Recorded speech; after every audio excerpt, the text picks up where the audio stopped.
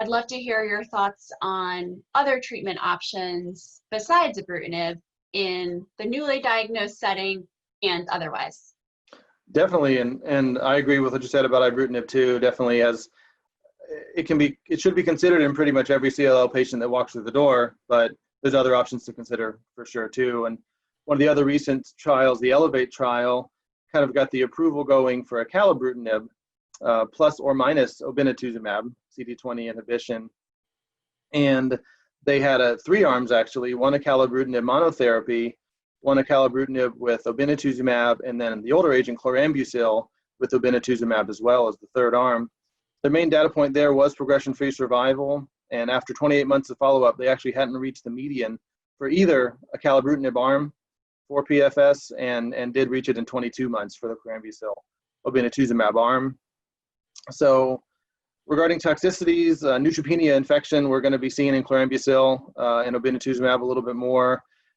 And comparing the 2 acalabrutinib arms, when you added obinutuzumab, you did see a significant amount more neutropenia and infection, often pneumonia, versus acalabrutinib alone.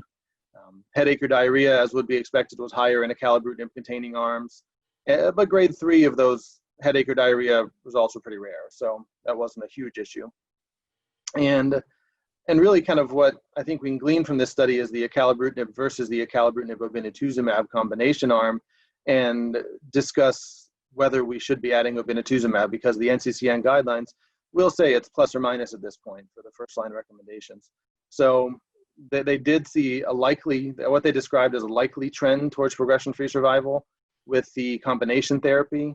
They described that as at a 30-month period, 90% versus 82%, and 90% being the combination of acalabrutinib and obinutuzumab. But again, more data is going to be needed to include this, as well as weighing out the toxicity risk for these treatments. Is it worth taking that extra risk of neutropenia, potential pneumonias, versus getting that extra relatively small benefit in progression-free survival at the 30-month interval? And then the data, again, as you mentioned, as it matures, what is it going to look like in 54 months, like we have now in the long-term Resonate trial, or 6-7 years? Because these are not patients we expect to only follow for 3 or 4 years, but hope we'll follow them for 8 or 10, 15 years. So we do need this data to mature, but definitely it is a good sign that the acalabrutinib combination therapy was very effective. And then in regards to venetoclax, and venetoclax has that recommended combination with obinutuzumab. It's not plus or minus on the recommended regimens. It is plus obinutuzumab based on the CLL14 trial, which compared again to chlorambucil plus obinutuzumab in previously untreated patients with CLL, many of which had coexisting conditions. And the benefit of this study was it provided that, that first major first-line fixed duration study of oral chemotherapy, and they stopped the treatment at 12 months.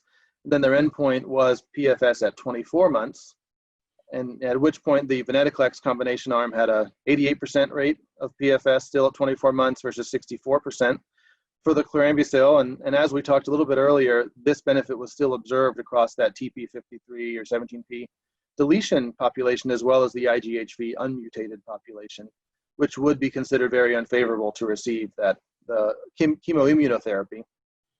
And one of the interesting things in this study, as we talked about a few points ago, is the MRD. The MRD was measured in this study. At a 24-month follow-up, it's really impossible to know what exactly that will mean, but it is noted that venetoclax and obinutuzumab had a much higher rate of negative MRD, both in the peripheral blood and in the bone marrow. And so, again, we need to see if this will lead to, the discontinuations being permanent or being very sustainable, or how long that may be in venetoclax, because we only really know in FCR what that data means, because it has a lot more long-term follow-up. So it just affects our treatment plan by providing yet another first-line option, and of course this being the first and really the only of those 3 first-line options that is completely fixed duration that the NCCN recommends right now, and great option for the aforementioned patient who doesn't want to commit to lifelong therapy and wants to be off the drug as soon as possible, to have this option in our pocket as healthcare providers. Yeah, no, I definitely agree with you regarding the role of those agents, and also the data. I think it's still maturing for both acalabrutinib and venetoclax, but for sure promising, and we definitely have some great results in the relapse refractory setting for venetoclax, especially based on the Murano trial. So I think we'll see how things pan out in the first line Yeah. setting. For sure.